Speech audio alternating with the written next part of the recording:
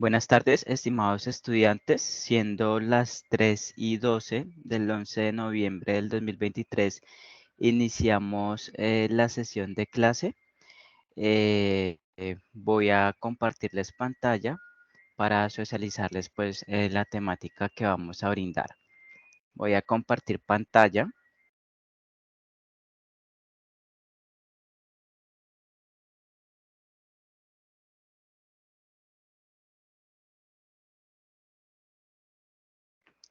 Bueno, con base a la guía de aprendizaje 6, iniciamos pues una nueva guía de aprendizaje 6, el cual corresponde a la evidencia 1, actividad 1 de la competencia 22.050.11.23 de la guía de aprendizaje 6, en el cual nos dice que hay que hacer un documento o realizar un informe de las tecnologías y arquitecturas seleccionadas de acuerdo al software a construir.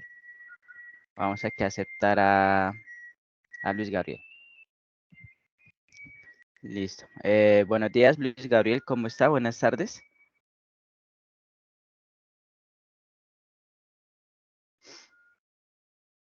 Luis Gabriel, ¿me escucha?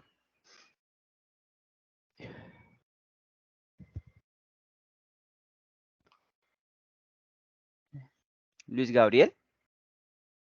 Buenas tardes, Luis Gabriel, ¿me escucha el audio? Sí, profe, ya le escucho bien. Buenas tardes. Listo. Buenas tardes, Luis Gabriel, listo. Luis Gabriel está viendo la guía de aprendizaje 6. Sí, señor, ahí se ve. Se ve. Listo. Ok, entonces les estaba comentando que pues esta evidencia nos pide realizar un informe de las tecnologías y arquitecturas a utilizar de acuerdo pues a la aplicación que están construyendo en el proyecto formativo. Entonces, aquí nos dice, de cierta manera, que tener en cuenta los conceptos básicos de la arquitectura de la Internet y las tecnologías más utilizadas en el desarrollo web, tanto del lado del cliente como del servidor, ¿no es cierto? Hay que construir un documento de informe donde se muestran los rasgos distintivos de las tecnologías dependiendo del software a realizar. Entonces, los elementos a tener en cuenta en la construcción del informe son estudiar detenidamente los conceptos y características definidas del componente formativo, conceptos, tecnologías y arquitectura para el desarrollo web y revisar los videos sugeridos como el material complementario del componente formativo.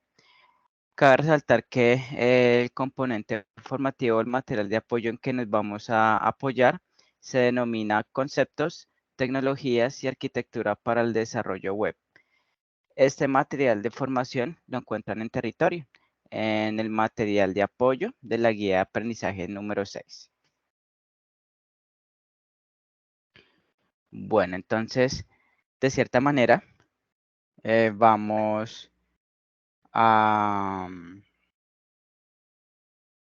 vamos a, a dejar de compartir pantalla y me voy a ir a la presentación del componente. Entonces, Profe, una pregunta. ¿sí? Perdón.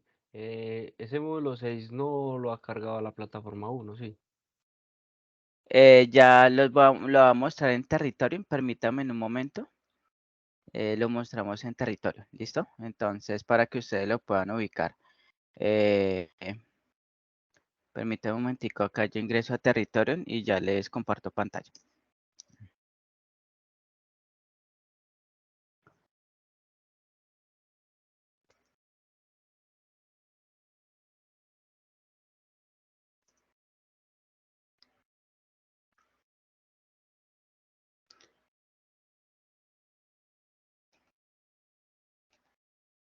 Bueno, voy a compartir aquí pantalla.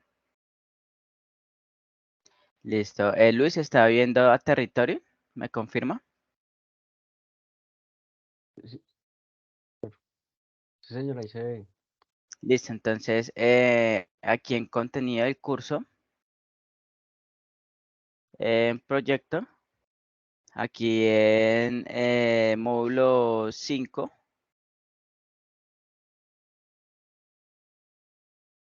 Todavía no lo tienen habilitado, entonces voy a proceder a habilitarlo, ¿no es cierto, Luis? Porque todavía ustedes no lo pueden ver, ¿no es cierto? Eso era lo que le trata de decir, profe, que todavía no se visualizaban en el perfil de nosotros. Ok, listo. Listo. Entonces, gracias por informarme. En estos momentos, pues voy a proceder aquí a habilitar dicho módulo. Permítame acá un momentico. Vamos aquí a actualizar. Listo. Entonces es el módulo 6. Entonces este módulo 6, acá lo voy a hacer visible. ¿Listo? Listo. Ya lo activé. Por favor, Luis, me informa si ya de cierta manera eh, puede ver el módulo 6. Listo, ya cargó, profe. Listo. Bueno, entonces eh, eh, les indicaba para acceder al material de apoyo del componente formativo para el desarrollo del informe de arquitectura y tecnologías a usar para el desarrollo de la aplicación. Hacemos clic aquí en el módulo, aquí hacemos clic en el material de formación y aquí pues hay un material de apoyo que nos habla sobre los conceptos, tecnologías y arquitecturas para el desarrollo web. ¿Listo? Entonces, esto para que sepan dónde encontrar el material de apoyo. Voy a dejar de compartir y voy a ir a la presentación como tal. Entonces, aquí voy a ir de cierta manera a una presentación que ya tengo abierta. Permítame un momentico aquí. Listo. Entonces, Luis me informa si ya está viendo la presentación. Señor, ya hice. Listo. Entonces, pues la actividad de aprendizaje corresponde a la actividad 1 de la competencia 22.050.11.23 de la guía de aprendizaje 6, en el cual nos dice que debemos estar en la capacidad de seleccionar las tecnologías web de acuerdo a requisitos técnicos. Y básicamente, pues la evidencia que vamos a desarrollar, como anteriormente se los decía, es la evidencia 1, actividad 1 de la competencia 22.050.11.23 de la guía de aprendizaje 6, correspondiente a realizar un informe de las tecnologías y arquitectura seleccionada de acuerdo al software a construir. Vamos con la primera diapositiva. Está viendo pantalla la diapositiva, Luis. Sí, señor. Entonces, básicamente, los conceptos de las tecnologías y arquitecturas para el desarrollo web. Vamos de cierta manera, como el título lo dice, vamos a abordar los conceptos básicos relacionados con las tecnologías y arquitectura para el desarrollo web. Eh, em, de cierta manera, pues vamos a revisar pues las tecnologías más importantes para el desarrollo web, tanto del lado del cliente, que es el frontend, como del lado del servidor, que es el backend, ¿sí? Y por último, pues vamos a abordar los conceptos básicos de una arquitectura orientada a servicios, que es donde vemos los servicios SOAP y los servicios REST. Entonces, eso es lo que se pretende. Cambié la diapositiva. Luis, ¿está viendo la diapositiva de introducción? La introducción, donde dice conceptos en tecnologías y arquitectura para el desarrollo Ah, web. ok, listo. Ahora sí. Listo. Entonces, básicamente,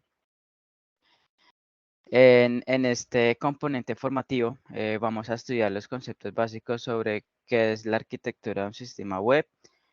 Vamos a identificar desde la naturaleza su comportamiento, comprendimiento y los componentes físicos y lógicos para su funcionamiento, qué es la arquitectura web, y también pues pasando por la identificación y caracterización de tecnologías web del lado del cliente y del lado del servidor, ¿sí? Es decir, del lado del front y del lado del back, ¿sí? Frontend es del lado del cliente y servidor, es del back es desarrollar del lado del servidor, ¿sí?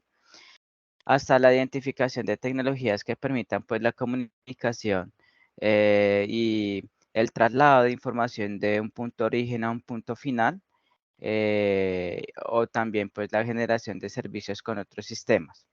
Entonces, desde este enfoque, se busca pues generar que el aprendiz tenga un análisis crítico para la selección de las tecnologías del lado del frontend y del lado del backend, del lado del cliente o del lado del servidor, dependiendo pues de los requerimientos y alcance del proyecto formativo que ustedes están desarrollando. A partir pues de la fundamentación y rasgos pues distintivos que en cada apartado de este documento pues vamos a detallar como tal. Bueno, entonces vamos con la internet y la web. Eh, ¿se ve el cambio de diapositiva, Luis? ¿Me confirma? Sí, señor, se vio. Listo. Bueno, entonces, porque estos conceptos de la internet y la web, resulta que en el desarrollo de sistemas de información, en el desarrollo de aplicaciones móviles, en el desarrollo de sitios web, básicamente se ha notado un comportamiento, una tendencia en las últimas 3 décadas y sus mejoras pues han ido evolucionando conforme pues a las innovaciones de la infraestructura tecnológica que la soporta. Entonces, cada vez hay más necesidades de desarrollar sitios web, aplicaciones móviles, ¿no es cierto? Y debido a las nuevas necesidades, pues también la infraestructura tecnológica ha tenido que evolucionar para soportar el despliegue de estas aplicaciones.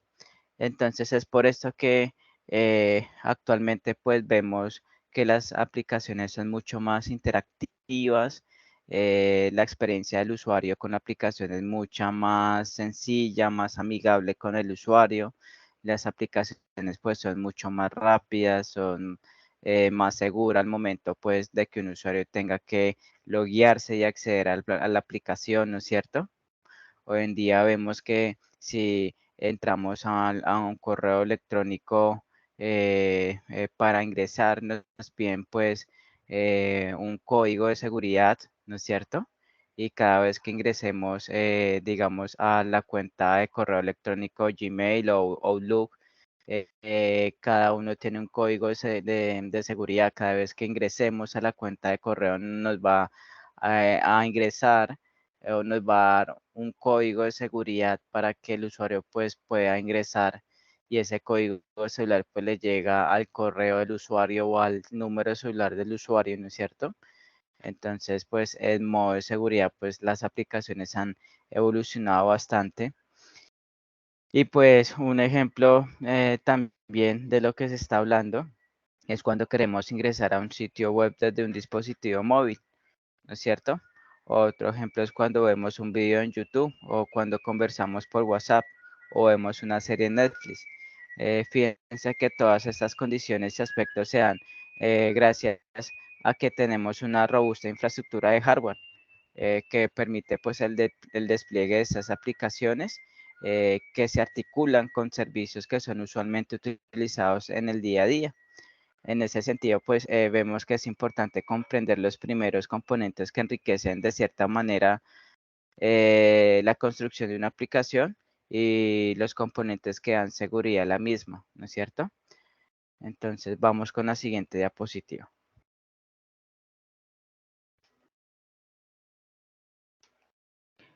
Aparición de la Internet. Luis, ¿ve la nueva diapositiva? ¿Me confirma? Sí, señor, se vio. Listo. Entonces, porque apareció la necesidad, ¿no es cierto? Como todo lo nuevo que aparece, aparece es para solucionar una necesidad. Siempre ha sido así, ¿no?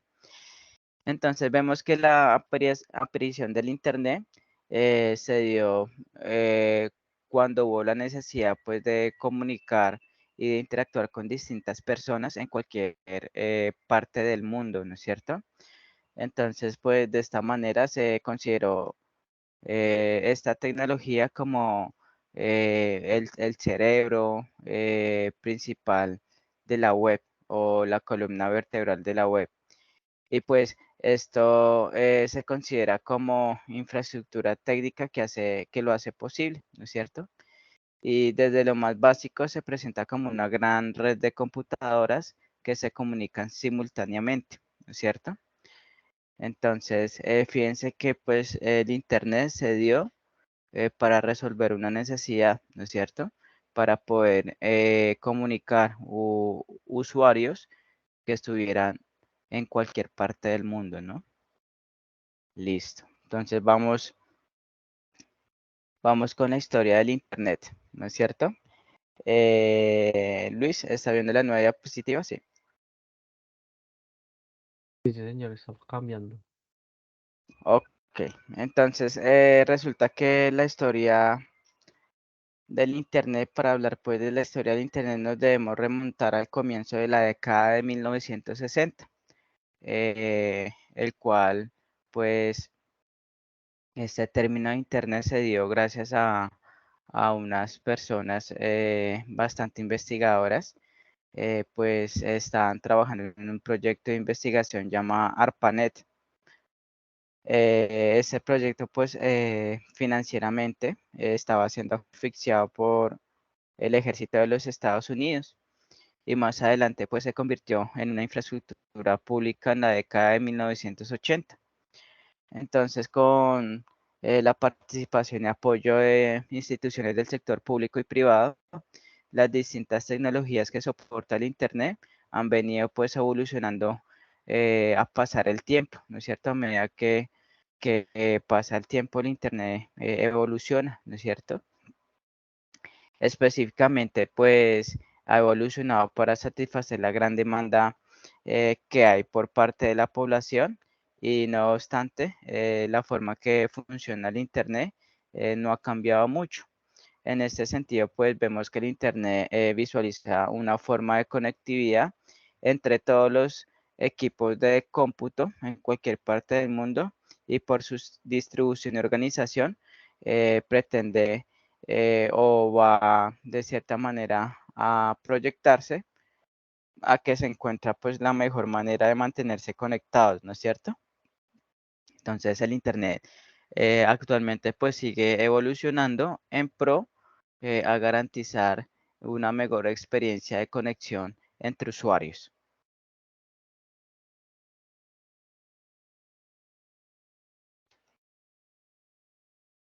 Bueno, entonces aquí voy a seguir con el hardware de red. Entonces, cuando hablamos de hardware de red, son componentes físicos de red. El hardware de red, vemos que cuando dos computadoras necesitan comunicarse, se pueden vincular a través de medios físicos, ¿no es cierto? Por lo regular el cable Ethernet o de forma inalámbrica con tecnologías Wi-Fi, ¿no es cierto? Entonces, inicialmente los computadores para conectarse, veíamos que estaban conectados a Internet por puerto fase Ethernet, mediante pues el cableado, ¿no es cierto? Ahorita pues con una red Wi-Fi, los computadores pueden vincularse a una red de Internet.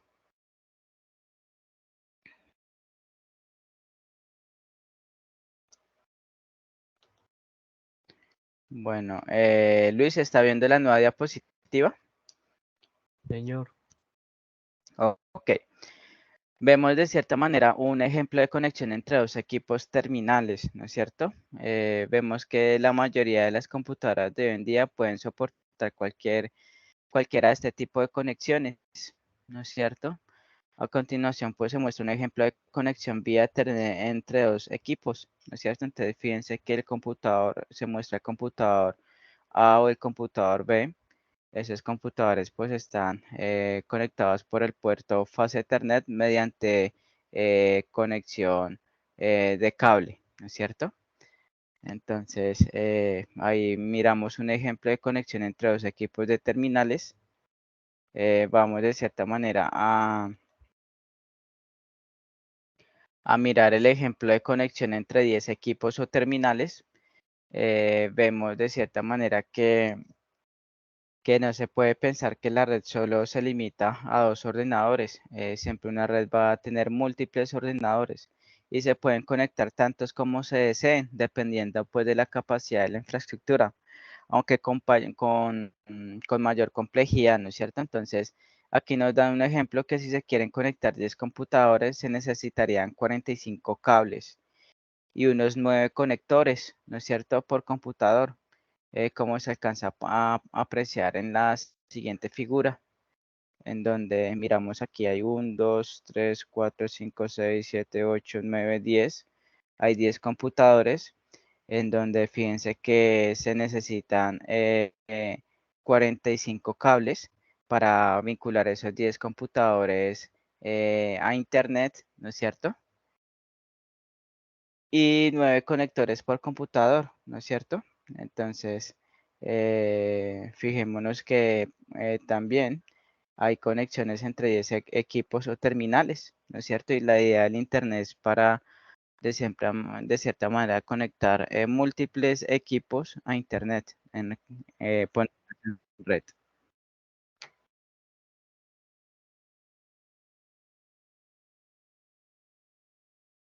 Vamos a aceptar aquí al compañero Cristian David Ocampo.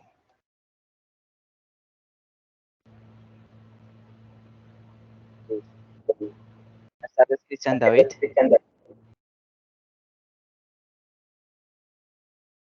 Bueno, Luis está visualizando la diapositiva. Sí, señor. Ok. Hola, buenas tardes. Buenas tardes, David. Bueno, entonces, de cierta manera, aquí se nos presenta un ejemplo de conexión de 10 equipos con un enrutador, ¿no es cierto? Entonces, fíjense que la aparición del enrutador me genera el uso, pues, de mayor cantidad de cables, ¿no es cierto? Entonces, vemos que para que el terminal B reciba un mensaje desde el terminal A, este debe enviarlo primero al router, ¿no es cierto? Es lo que conocemos el famoso router, que es el que está en el centro, quien a su vez lo remite al ordenador B, ¿no es cierto? Entonces vemos de cierta manera que hay una mayor organización, hay un protocolo específico para que las computadoras puedan enviar y recibir información de un punto origen a un punto destino, que siempre pues los mensajes los va a gestionar el router, ¿no es cierto? Entonces, básicamente, el computador A envía una información, la información puede ser un documento de texto, una imagen, un audio, una imagen JPG, un video MP4, ¿no es cierto? El computador lo envía al computador, envía la información al computador B, pero antes de enviarlo, pues el router recibe esta información y lo dirige al computador B, ¿no es cierto? Asegurándose que dicho mensaje no sea entregado a otro ordenador, ¿no es cierto? Y una vez pues incorporado un router o enrutador al sistema, la red de 10 terminales solo requiere 10 cables, ¿no es cierto? Es decir, se rehúsa eh, la cantidad de cables, se minimiza, ¿no es cierto? Y un conector para cada ordenador y un enrutador con 10 conectores, como se aprecia pues en la siguiente figura, ¿no es cierto? Entonces vemos básicamente el enrutador, vemos cada uno de los cables que conectan al router con el computador, ¿no es cierto? Y vemos pues cada una de las terminales que posee los computadores.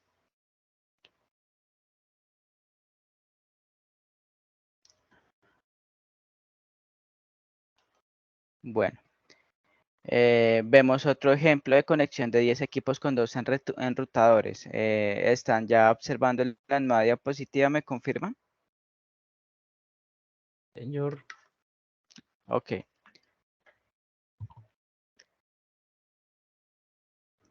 Bueno, entonces resulta que en este ejemplo de conexión de 10 equipos con dos enrutadores, vemos que estas conexiones entre terminales de router a router generan redes de datos de transmisión como la recepción de información. Entonces, por lo que es necesario caracterizar estas redes, las cuales pues son importantes para la comprensión del funcionamiento de un sistema web. Entre ellas se encuentra la red de área local, una red de área metropolitana o una red de área amplia, ¿no es cierto? Entonces vemos de cierta manera cómo también podemos lograr conectar routers entre sí y pues cada, digamos, área local va a proveer de conexión a internet y va a vincular en red pues un conjunto de computadores.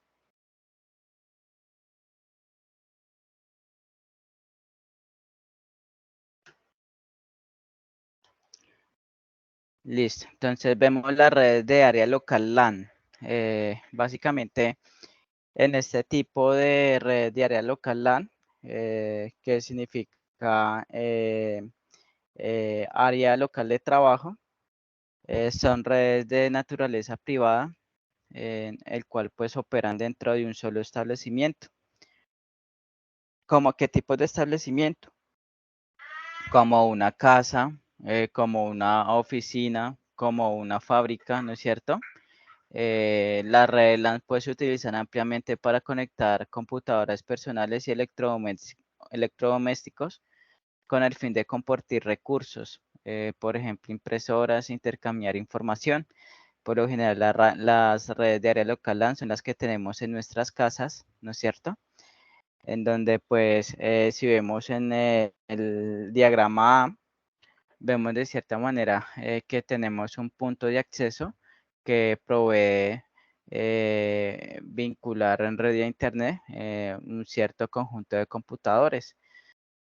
Son redes de área local LAN que acobijan no áreas tan extensas, sino que áreas apropiadas como el tamaño y dimensiones de una casa, oficina o fábrica. Vemos de cierta manera en el diagrama B que se utiliza pues un switch Ethernet en el cual ese switch contiene una serie de puertos, ¿no es cierto? Y a esos puertos pueden conectarse un conjunto de computadores para vincularlos en red y que tengan acceso al Internet, ¿no es cierto? Entonces, vemos aquí pues un diseño físico y lógico de la red, el cual se denomina topología. Esa topología que ustedes ven en pantalla están basados en los enlaces de punto a punto, el cual comúnmente se conocen o son para las redes inalámbricas. Entonces vemos que el estándar IEEE 802.3, comúnmente conocido como Ethernet, es la manera más común de la alámbrica, ¿no es cierto? Si vemos la figura B de la sección B, muestra un ejemplo de topología de Ethernet de conmutador, ¿sí? De Ethernet conmutada. Y pues cada computadora en esta topología se va a comunicar mediante el protocolo Ethernet, ¿no es cierto? Porque pues los computadores se conectan por el puerto fase Ethernet, ¿no es cierto? Ese puerto fase Ethernet hoy en día pues los portátiles lo tienen, ¿no es cierto? Y se conecta pues a una caja conocida como switch a través de un enlace punto a punto, ¿no es cierto? Entonces vemos que el switch, este dispositivo pues tiene varios puertos y cada uno de los cuales pues se va a conectar a una computadora, de las cuales se puede conectar a una computadora como tal. Y la función que cumple el switch es fundamental, ya que permite transmitir paquetes entre las computadoras conectadas a él y utiliza la dirección en cada paquete para determinar a qué computadora se lo debe enviar, tal como se muestra pues en el ejemplo del área, ¿no es cierto? Entonces, el switch es un dispositivo inteligente que de cierta manera detecta un computador a qué información de un computador va dirigida a qué computadora. El switch se encarga de recibir esa información y destinarla a la computadora de destino.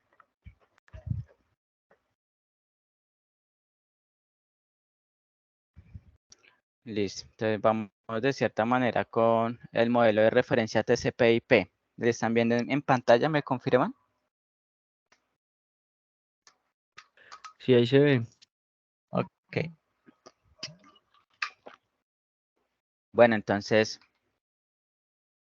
básicamente el protocolo de TCP/IP, en el cual pues este es el protocolo de control de transmisión, básicamente, o también denominado el protocolo de control de transmisión o protocolo de Internet.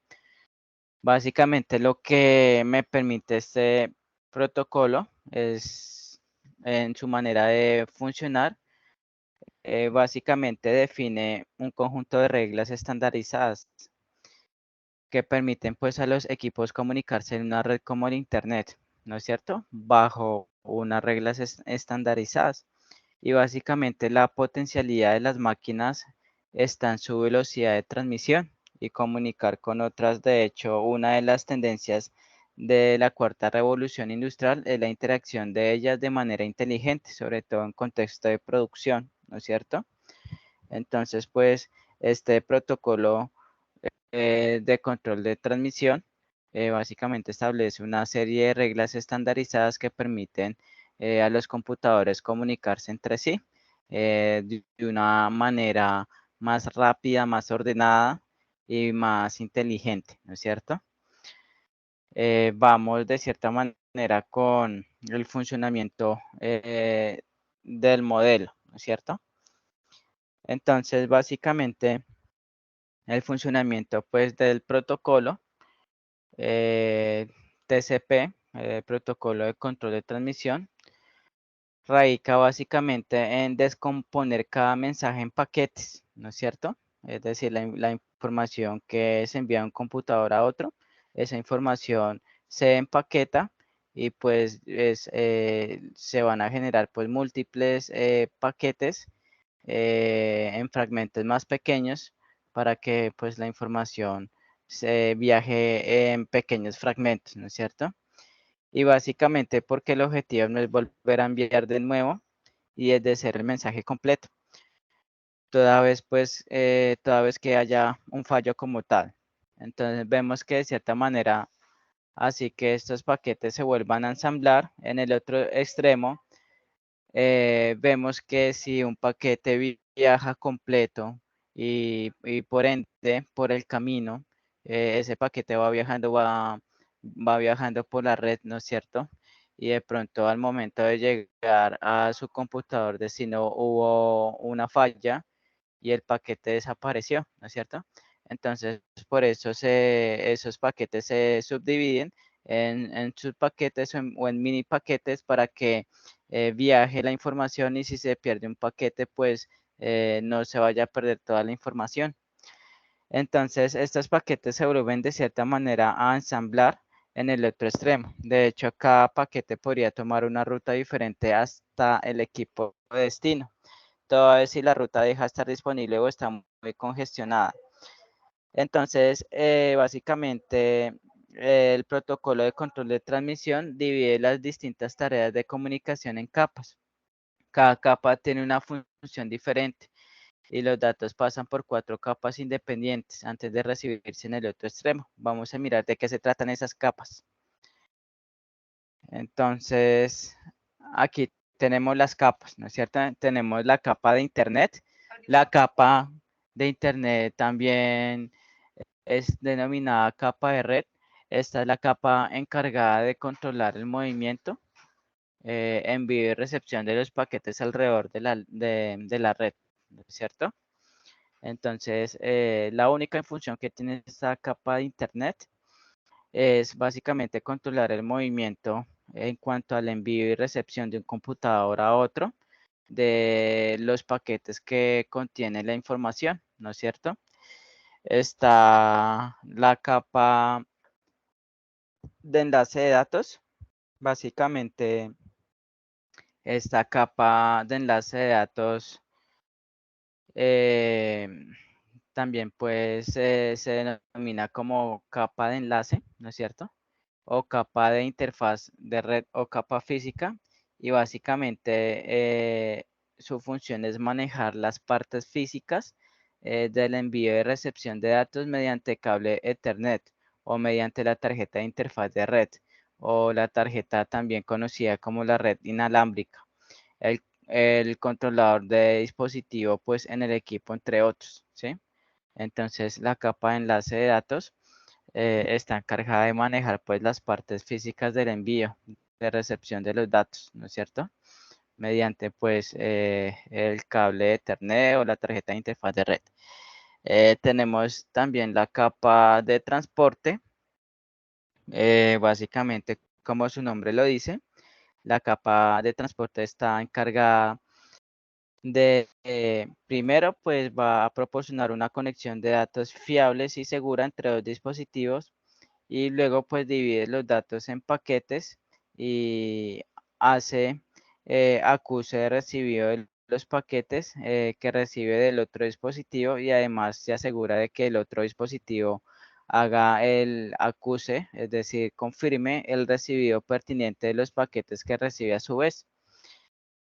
Y por último tenemos la capa de aplicaciones, el cual pues de cierta manera es el grupo de aplicaciones que requiere la comunicación de red y es con lo que el usuario de cierta manera o cliente suele interactuar, como el correo electrónico, básicamente el servicio de mensajería, ¿no es cierto? Y en la capa de aplicaciones vemos como la capa inferior es la encargada pues de gestionar los detalles de la comunicación. Las aplicaciones no tienen que preocuparse pues por hacer esta labor, porque pues de eso se trata la capa de aplicaciones.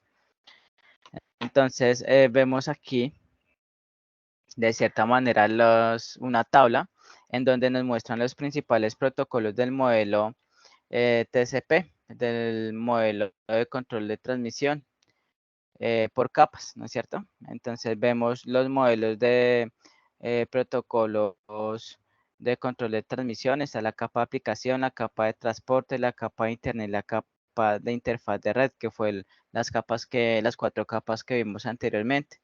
Y vemos pues la suite de protocolos por cada, por cada capa, ¿no es cierto? Entonces en la capa de aplicación encontramos el SSH, el FTP, el DHCP. En la capa de transporte encontramos el TCP, el DCCP, el FCP. En la capa de internet encontramos la IP, la ICMP. En la capa de interfaz de red encontramos el ARP, el NDP y pues otros protocolos que nos ayudan de cierta manera a comunicar dispositivos como computadora a computador o computadora impresora o computadora servidor. Estos protocolos pues me ayudan y me facilitan la labor de comunicar toda esta infraestructura de TI para lograr operar de cierta manera las actividades en una empresa o organización.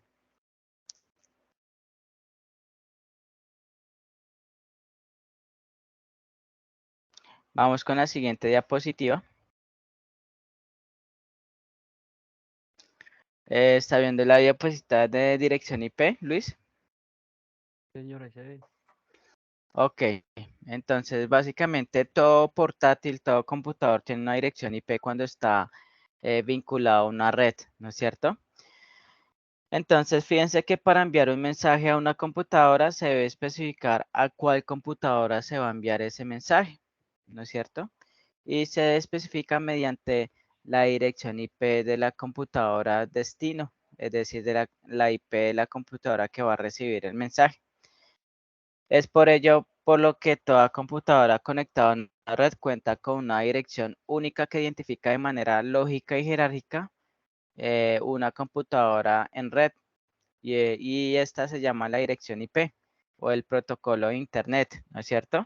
IP significa protocolo de Internet y básicamente la dirección se compone por una serie de 4 números separados por puntos, ¿no es cierto? Por ejemplo, la dirección IP 192.168.2.19. Fíjense que esa es la manera en que se estructura una dirección IP por 4 secciones separadas por punto.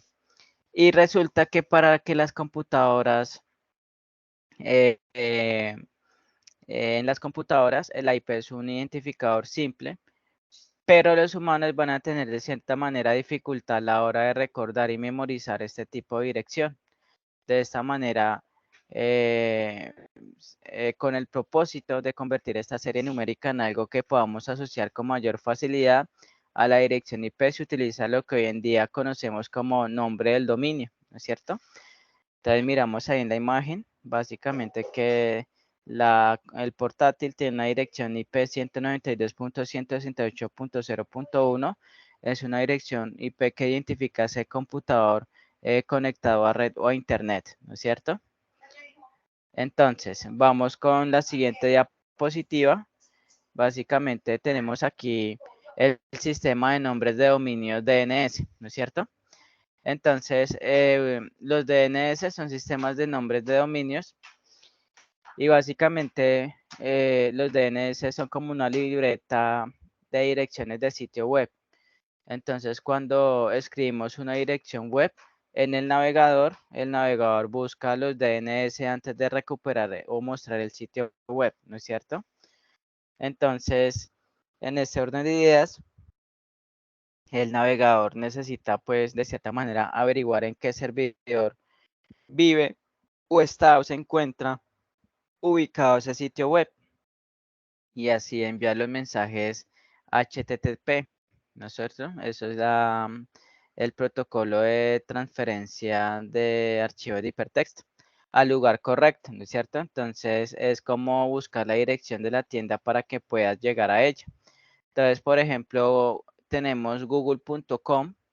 Este es el nombre del dominio utilizado para sustituir la dirección IP 173.194.121.32 y así más bien usar un nombre de dominio, que es la manera más fácil para que nosotros podamos identificar un ordenador a través de Internet, ¿no es cierto? Nosotros cuando ingresamos básicamente a Facebook, ingresamos a Territorium, a Sena Sofía, nosotros lo hacemos por el nombre del dominio, ¿no es cierto? No por la IP, ¿no es cierto? Porque para las personas es más fácil buscar los sitios web, es por el nombre del dominio, por los DNS, ¿no es cierto? Entonces, para que tengamos en cuenta.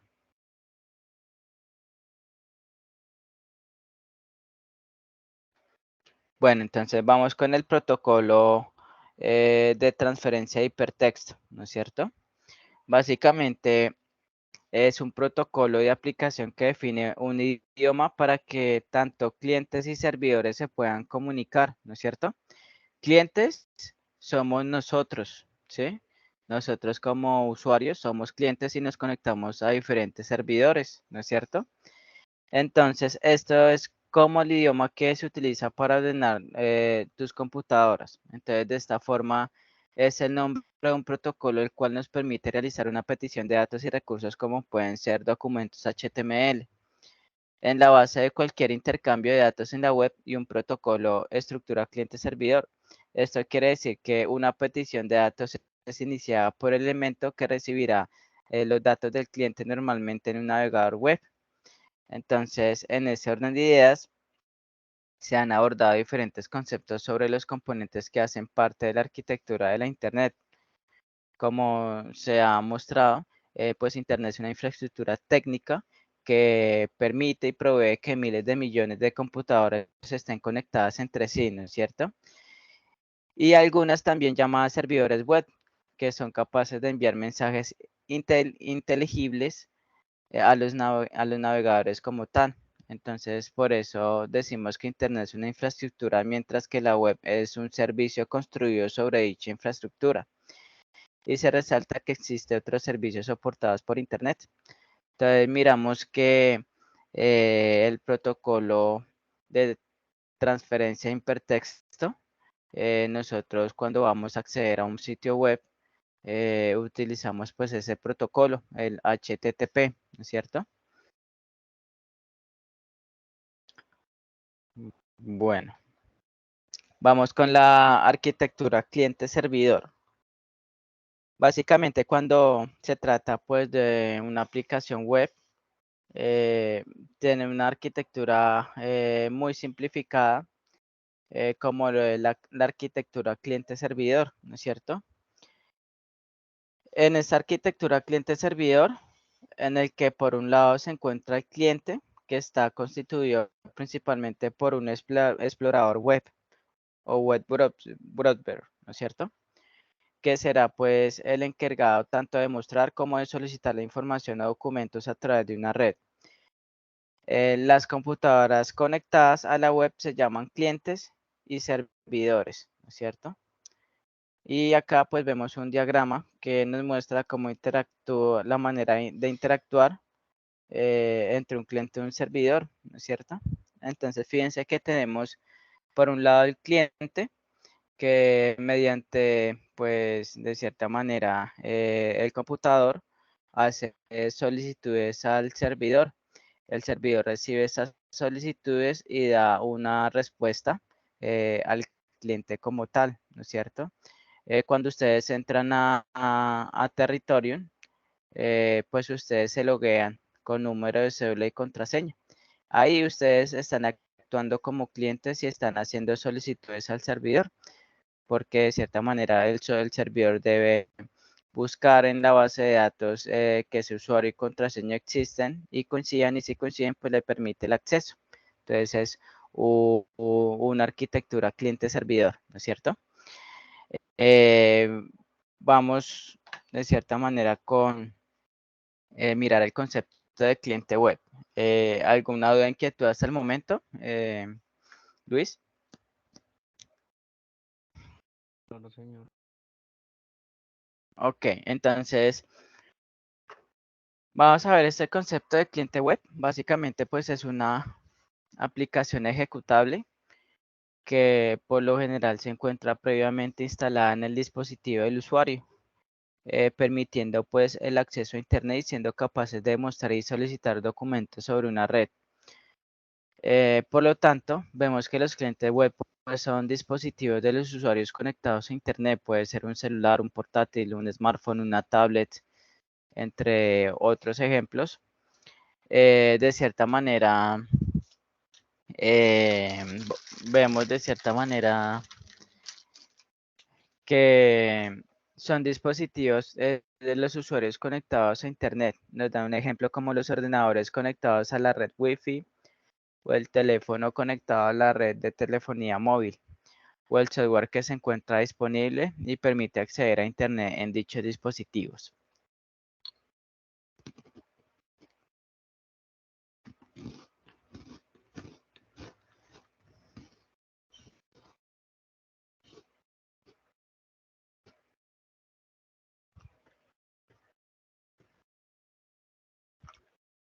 Vemos el concepto de servidor web. Básicamente,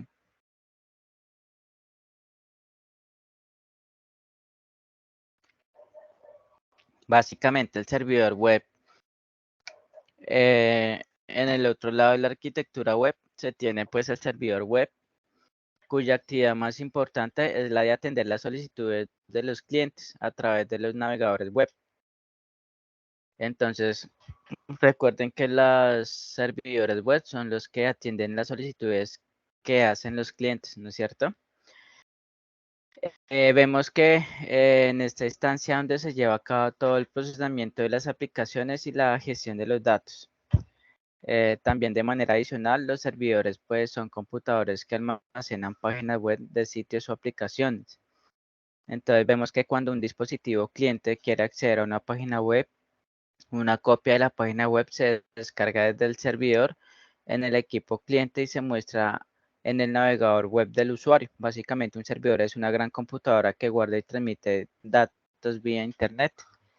Entonces vemos de cierta manera los conceptos de cliente web y servidor web. Cliente web es quien hace las solicitudes al servidor y un servidor web se encarga de responder a esas solicitudes y mostrarlas, ¿no es cierto?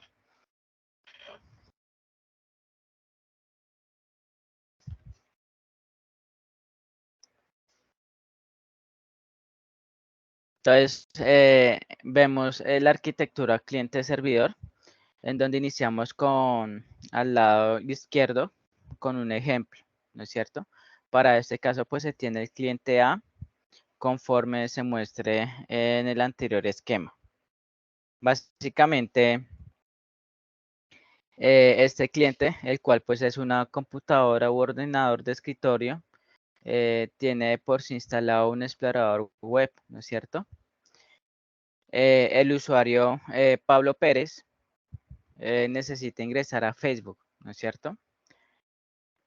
Al respecto, para ingresar a la red social se debe registrar las credenciales como login y password, ¿no es cierto? Cualquier persona que quiera ingresar a Facebook, pues ingresa su usuario y contraseña para poder acceder a la red social. Resulta que al dar clic en iniciar sesión, se está generando de manera inmediata una petición que va desde el dispositivo del cliente hasta el servidor, como se muestra en el esquema de la arquitectura. Si vemos al lado derecho, de cierta manera, el cliente A envía una petición por medio de internet, el cual llega al servidor. Entonces, el servidor recibe la solicitud de iniciar sesión y le llega al usuario la contraseña de Pablo Pérez. Entonces, el servidor pues va y busca en la base de datos que el usuario y la contraseña de Pablo Pérez existan y que coincidan con las que ingresó el usuario. Si coinciden, entonces el servidor mediante internet da respuesta al cliente A, ¿no es cierto? ¿Y cómo da respuesta? Pues mostrándole la página inicial de Facebook, ¿no es cierto? Así es que funciona la arquitectura cliente-servidor. Tengan en cuenta que los clientes pueden ser un computador todo en uno, un computador de escritorio, un portátil, un smartphone, una tablet, ¿no es cierto? Todo dispositivo que se pueda conectar a internet y que pueda visualizar sitios web actúan como clientes, ¿no es cierto?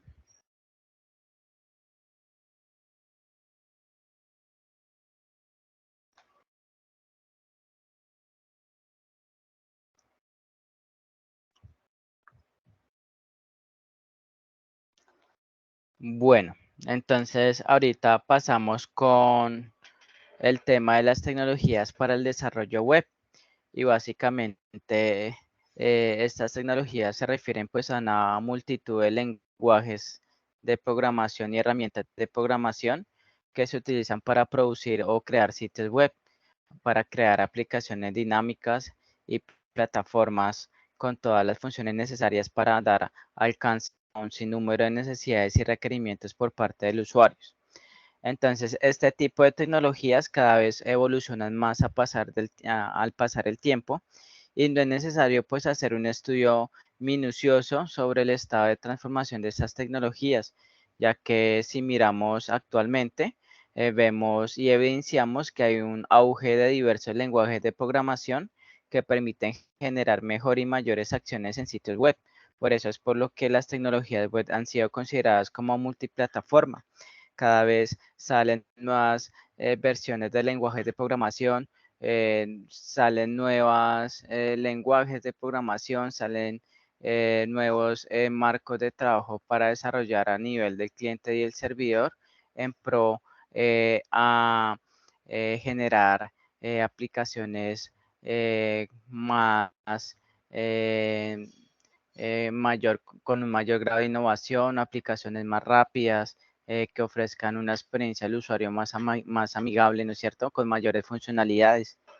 Entonces, de cierta manera, miramos que en la introducción a las tecnologías para el desarrollo web, lo que son los modelos y las tecnologías de desarrollo web han evolucionado mucho en la última década. Entonces, hoy en día vemos que existen multitud de aplicaciones, multitud de frameworks. Frameworks son marcos de trabajo, multitud de librerías, multitud de arquitecturas y sistemas de publicación en diferentes versiones que a su vez reciben cambios o mejoras con el tiempo, ¿no es cierto? Eh, Vemos de cierta manera que estas nuevas tecnologías que salen es para responder a nuevas necesidades y requerimientos, ¿no es cierto? Entonces vemos también que el progreso también ha tenido lugar en lo relacionado con la administración de sistemas, servicios de alojamiento y técnicas de escalabilidad, monitorización y gestión de centros de procesos de datos. Y esta evolución ha dado lugar a convergencia de una gran cantidad de tecnologías, herramientas y estilos arquitectónicos para desarrollar sitios web y aplicaciones como tal.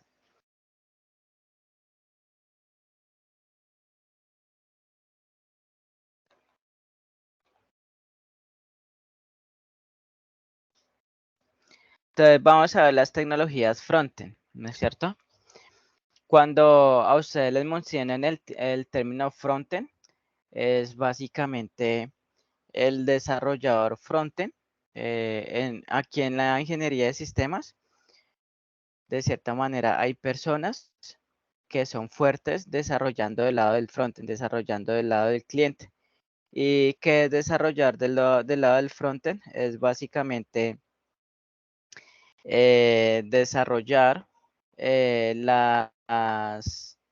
la interfaz del usuario, ¿no es cierto? Con el fin de consumir un servicio que está emitiendo la base de datos o el backend, ¿no es cierto? Hay que recordar que el backend pues está exponiendo información. Digamos que estás poniendo información de una lista de productos. Entonces la labor del desarrollador frontend es consumir esa información, mirar en qué formato se está emitiendo esa información y yo coger esa información de lista de productos, hacer una interfaz gráfica para mostrar esa información. Esa es la labor del desarrollador frontend, ¿no es cierto? Consumir los servicios que emite el servidor eh, para mostrarlos en una interfaz bonita, ¿no es cierto? Entonces, por eso se dice que es del lado del cliente, ¿no es cierto? Entonces, aquí nos dicen que las tecnologías frontend son usadas para el lado del cliente, sea un sitio web o aplicaciones se utilizan para desarrollar los componentes interactivos y producir los elementos que los usuarios van a interactuar con ellos. Esto incluye colores y estilos de texto, imágenes, botones y menús, navegación, entre otros. ¿Por qué? Porque el desarrollador frontend es el experto en desarrollar las interfaces gráficas del sistema, ¿no es cierto? Vamos de cierta manera con el término HTML. HTML es un lenguaje marcado de hipertexto. Es una de las tecnologías fundamentales necesarias para el desarrollo de todo tipo de aplicaciones web, ya que proporciona la estructura base para una página web. Con HTML yo puedo definir eh, cómo yo voy a estructurar los elementos de mi página web, ¿no es cierto? ¿Cómo voy a estructurar los elementos que van a ser parte de mi página web? Yo puedo decir que mi página web va a tener un encabezado, va a tener un cuerpo de página, va a tener unas secciones, va a tener unos artículos, va a tener un pie de página. Entonces yo estoy definiendo el esqueleto de mi página web, ¿no es cierto? Eso es lo que me permite hacer el HTML. Y básicamente pues el código HTML garantiza que todo el contenido de un sitio web tenga el formato adecuado y estructurado.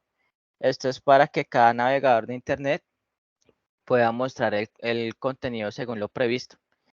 Resulta que sin HTML un navegador no podría mostrar texto, cargar imágenes u otros elementos. Entonces, por eso es muy importante trabajar con HTML, ¿no es cierto?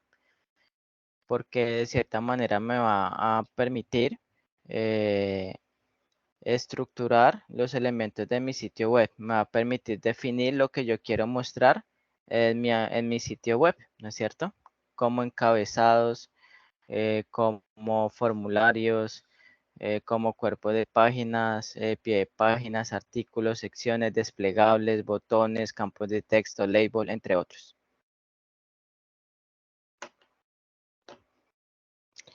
Hay algo que se llama HTML5, ¿no es cierto? Básicamente HTML5 es la versión más actual de HTML, ¿no es cierto? Entonces, fíjense que el HTML también evoluciona ¿Y qué lo caracteriza el HTML5? Pues que contiene un conjunto más amplio de tecnologías y contiene nuevas etiquetas que permiten construir sitios web y aplicaciones más diversas y de gran alcance. A este conjunto se le llama pues HTML5. Esta tecnología pues presenta una gran cantidad de recursos como librerías, plugins y API que se pueden usar como un lenguaje de programación como lo de JavaScript para realizar un sitio web más interactivo y dinámico. Ustedes saben que JavaScript pues me permite de cierta manera agregarle comportamiento a mi sitio web, ¿no es cierto?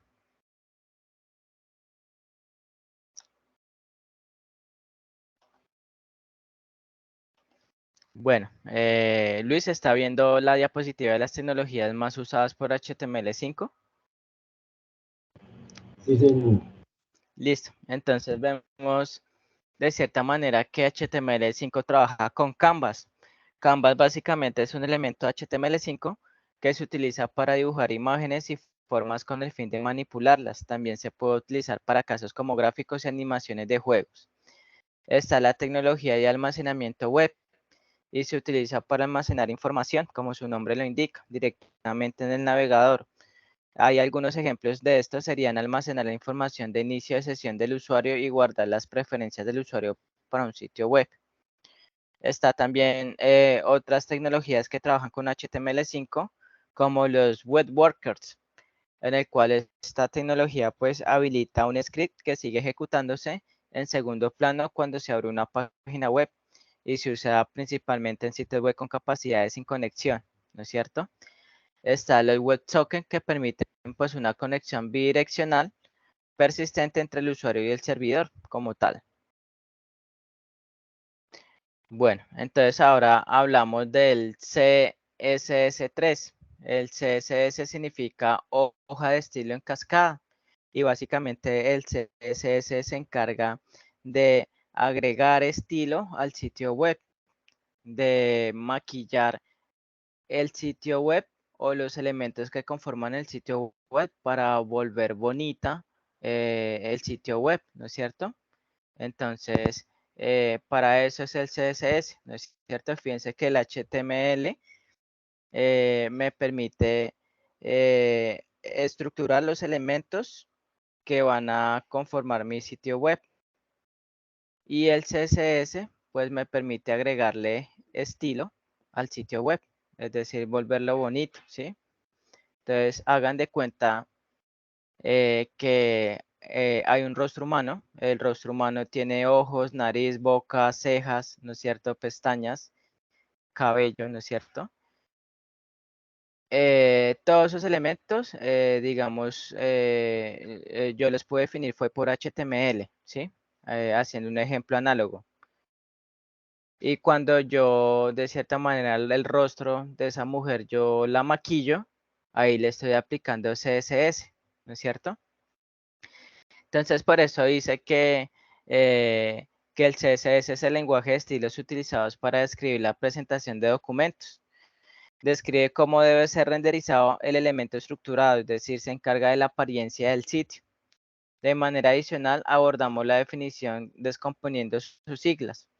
Entonces, cascada significa que los estilos que aplicamos a los elementos de una página web se propagan a los elementos que contiene y se aplican en cascada, ¿no es cierto? Estilo significa que mediante la tecnología CSS se aplican estilos visuales a los distintos elementos de la página web. Y hoja significa que traduce hojas, por lo que los estilos de una página web se añaden archivos aparte. Estos archivos deben tener las extensiones CSS de manera general. Listo. Entonces vamos aquí con JavaScript. JavaScript, con su sigla GAs, es un lenguaje de programación encargado de dotar la mayor interactividad y dinamismo en las páginas web. Sin JavaScript, pues la página es estática, nada más va a mostrar información. Si yo le aplico JavaScript, pues va a tener funcionalidad de la página y la página web se va a hacer más interactiva. Entonces, cuando JavaScript se ejecuta en el navegador, no necesita compilarse. El navegador lee directamente el código sin necesidad de terceros, por tanto, se le reconoce como uno de los 3 lenguajes nativos de la web junto a HTML, contenido y estructura, y a CSS, diseño de contenido y estructura. Entonces, hoy en día vemos que se desarrollan muchas páginas web utilizando estas tecnologías, ¿cuáles? HTML5, CSS y JavaScript, ¿no es cierto?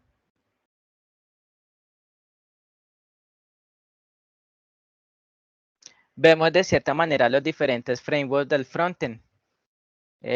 Hoy en día cada vez salen nuevos frameworks que me facilitan la labor de desarrollar del lado del frontend. Entonces está React, está el framework de React, está el framework de Vue, está el framework de Angular, está el framework de jQuery, está el framework de Svelte, está el framework de Ember y el framework de Backbone, ¿no es cierto? Entonces fíjense que son frameworks que me facilitan desarrollar del lado del cliente. Son marcos de trabajo que me facilita esa tarea, ¿no es cierto?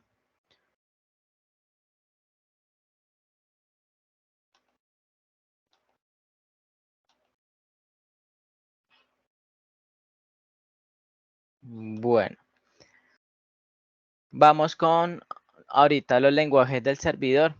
Entonces, básicamente, en el lado del servidor, el backend potencia el funcionamiento del sitio web debido a que es en esta instancia donde se realizan los procesos más robustos de la información, por lo que se necesitan de igual manera lenguajes de programación con una diversidad de funciones para el tratamiento de estos datos.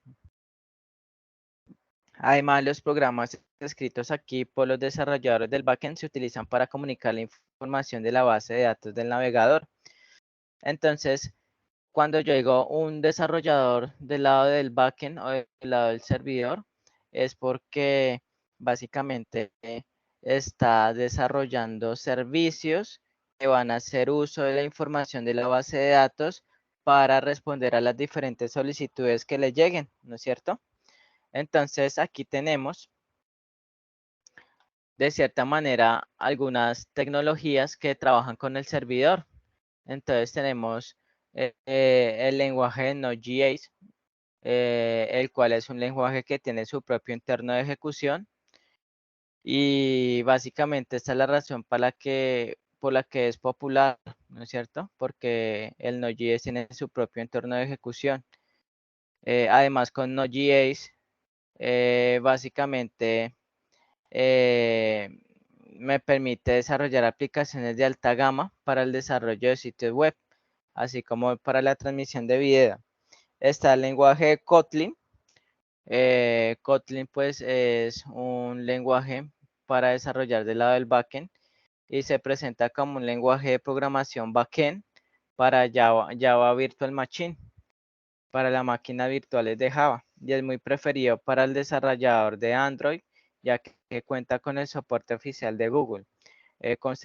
Kotlin se muestra de cara como uno de los lenguajes que tiene una curva de aprendizaje muy fácil según otras fuentes y por lo tanto el lenguaje es menos propenso a fallos y brinda pues a los desarrolladores del lado del backend la oportunidad pues de encontrar errores fácilmente. Entonces tenemos de cierta manera el Ruby, los lenguajes del servidor, también está el Ruby. Ruby de cierta manera se estima que este es un lenguaje actualmente muy importante y fundamental ya que ayuda a reducir el tiempo dedicado a las tareas estandarizadas. Está PHP, en el cual pues es un lenguaje de programación backend conveniente que es muy flexible y tiene características impecables. Y es uno de los programas donde su comunidad se ha venido actualizando. Y hay gran mayoría pues de frameworks basados en este lenguaje, ¿no es cierto? Bueno, seguimos con las diapositivas. Entonces, vamos a mirar que hay diferentes frameworks o marcos de trabajo del backend.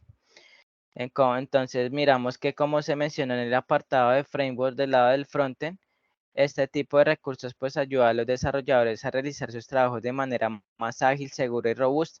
En este sentido, pues se presentan frameworks o marcos de trabajo del lado del backend, que son tendencias según indica pues una de las empresas de desarrollo web más importantes de Canadá, Moncouvet. Entonces miramos de cierta manera frameworks o marcos de trabajo que trabajan del lado del backend. Está Laravel, Django y Ruby on Rails. Laravel pues es un framework que tiene una excelente estructura de lenguaje y tiene pues una capacidad de adaptarse a grupos gigantes, y la efectividad de sus recursos como la llamada Toolbox basada en el lenguaje PHP sigue una sintaxis elegante y expresiva. Entonces, Laravel es como ese framework construido para trabajar con PHP. Está Django, en el cual es un marco de trabajo, un framework de alto nivel que se desarrolla con la noción de baterías incluidas. Esto significa que casi todo lo que necesitará cualquier desarrollador ya está incluido. Django también es utilizado principalmente para el desarrollo de aplicaciones web interactivas a gran escala impulsadas por bases de datos, y es altamente personalizable y escalable. Está también el framework o marco de trabajo Ruby on Rails, el cual es fácil de probar y compilar, junto con el amplio apoyo de la comunidad y una gran cantidad de recursos disponibles, lo que convierte en una alternativa viable para los principiantes. Ahora vamos a la introducción de la arquitectura de servicios, que ya es el último tema para finalizar. Entonces, Luis, ¿está viendo la diapositiva? Sí, señora, ahí se está viendo la diapositiva. Listo. Permítame un momento.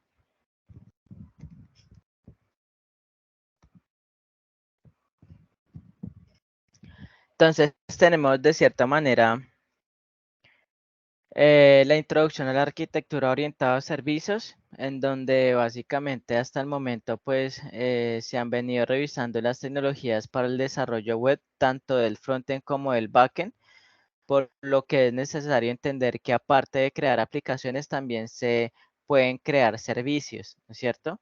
Y cuando hablamos de servicios, identificamos que hay dos tipos de servicios, SOA y REST. Entonces, para esto es necesario abordar de manera sucinta el concepto de la arquitectura orientada a servicios, llamado SOA. SOA significa arquitectura orientada a servicios. Al respecto, pues es un tipo de arquitectura de software la cual se basa en la integración de aplicaciones mediante servicios. Vemos que con SOA es una manera de hacer que los componentes de software sean reutilizables a través de interfaces de servicio. Estas interfaces utilizan estándares de comunicación comunes entre sí, de tal manera que pueden incorporarse rápidamente a nuevas aplicaciones sin tener que realizar una integración profunda cada vez más. Entonces, miramos aquí que SOAP traduce los protocolos simples de acceso a objetos y se define básicamente como un protocolo reglas estándares que se creó principalmente para permitir la comunicación entre las aplicaciones que se estaban desarrollando con diferentes lenguajes, y además reposaban en distintas plataformas tecnológicas. Vemos también que adicionalmente el envío de una solicitud de datos a una API de SOAP se puede administrar a través de cualquiera de los protocolos de la capa de aplicación, como el protocolo de transferencia de archivos de hipertexto, que es usado por los exploradores web, SMTP, que es el protocolo usado por los correos electrónicos. También está el protocolo de control de transmisión, y entre otros. Está el otro tipo de servicios, que está el REST, que es la transferencia de estado representacional, y se define como un compendio de lineamientos que se ajustan pues a las necesidades actuales de los servicios web, y especialmente a las aplicaciones móviles, por la velocidad de transmisión que manejan. Maneja una velocidad muy alta y por lo ligero de la información. Entonces vemos que cuando se envía una solicitud de datos a una API es como una interfaz de programación de aplicaciones, se hace a través de un protocolo llamado HTTP,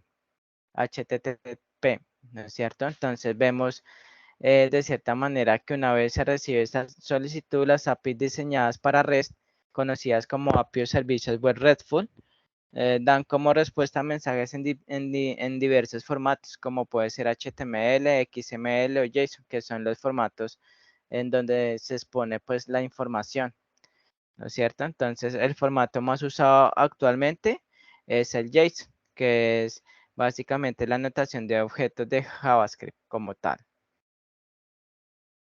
Por último, vemos de cierta manera como conclusión de estos dos tipos de servicios, SOAP y REST. Vemos que las APIs de REST son muy livianas, no pesan nada, así que son ideales para los escenarios tecnológicos más actuales, más recientes, más nuevos, como lo son el Internet de las Cosas, el IoT, y el desarrollo de aplicaciones móviles y la información sin servidor. Y vemos que los servicios web SOAP nos proveen seguridad y cumplimiento de las operaciones que están asociadas a la dinámica operativa de una organización o empresa, pero más sin embargo, al tener la rigurosidad de abarcar tantas reglas, puede ser también muy pesada la gestión de la información. Y con eso culminamos este componente. Entonces, yo voy a dejar de compartir y les voy a mostrar de cierta manera cómo deben hacer ese informe que les pide la guía. Entonces voy aquí a compartir pantalla. Permítanme aquí un momentico. Voy aquí a la pantalla, ventana.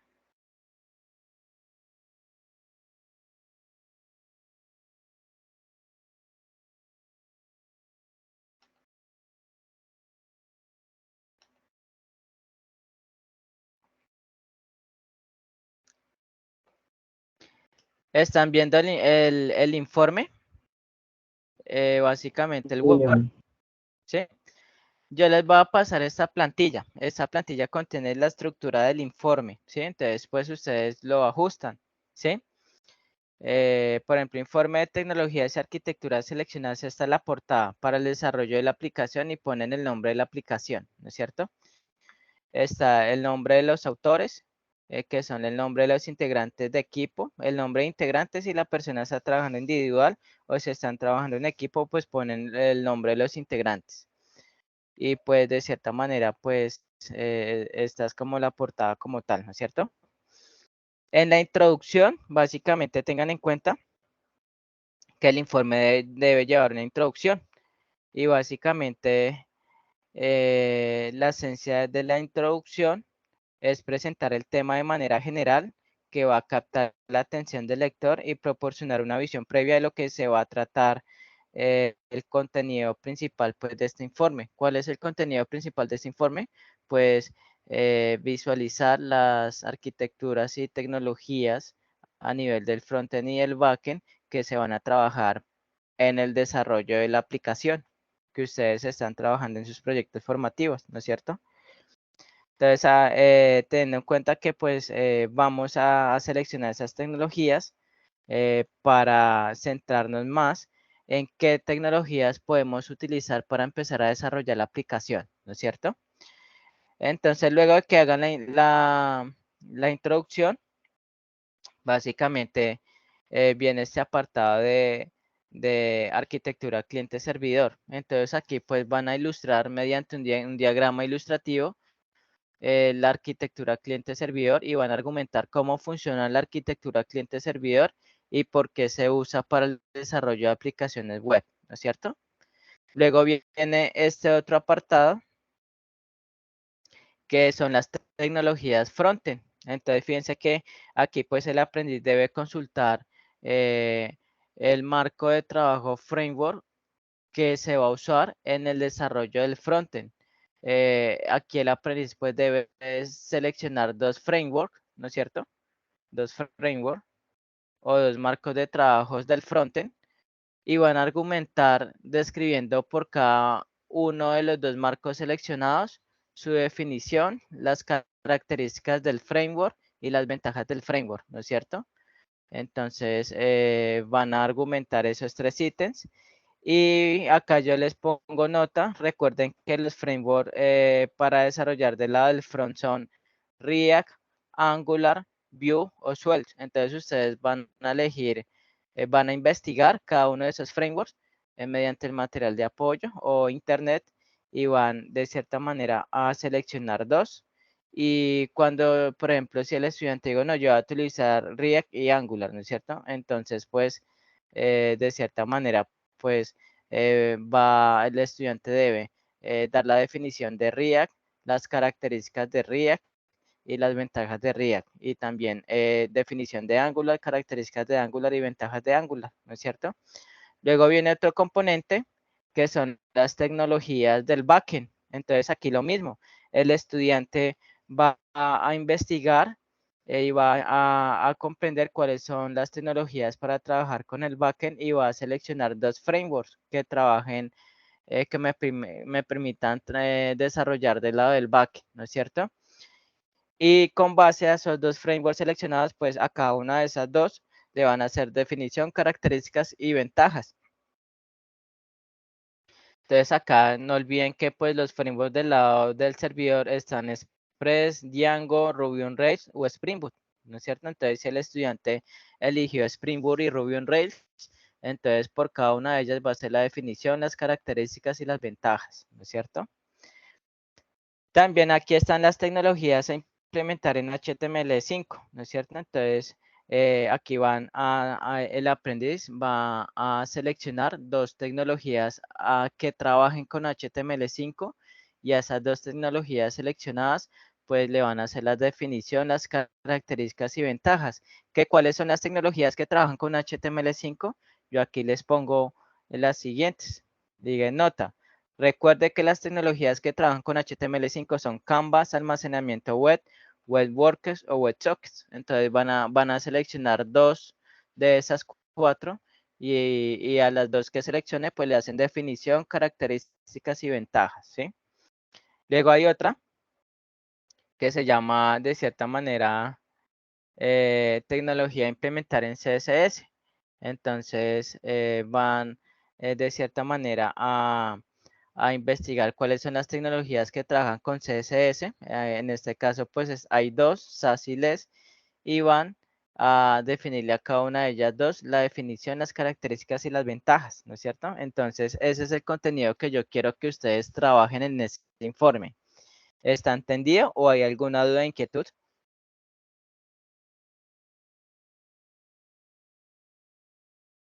Compañeros Luis y Cristian. No, está claro, profe.